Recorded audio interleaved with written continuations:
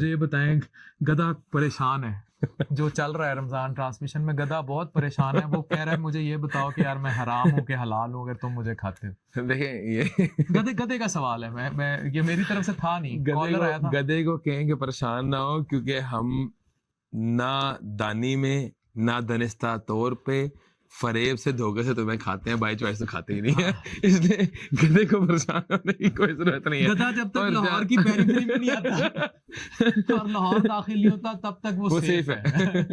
گدھے کو چاہیے کہ وہ لاہور آئے نہ کرے, تو اس کو ٹینشن ہی نہیں ہوگی. لاہور سے باہر جو ہے وہ حرام ہے, لاہور کی ٹیریٹری میں انٹر ہوگا تو آٹومیٹکلی انسین حلال ہوگا. جہاں تک رہی بات حلال کی اور حرام کی, ہم چاہیں گے اپنے علماء کو کہ یہ کلیریفائی کر دیں, کیونکہ ہم نے تو ایک بار مرغی کی شان میں گستاخی کر دی. لیکن گدھا بہت پریشان ہے, میں بتاؤں وہ ٹینس ہے.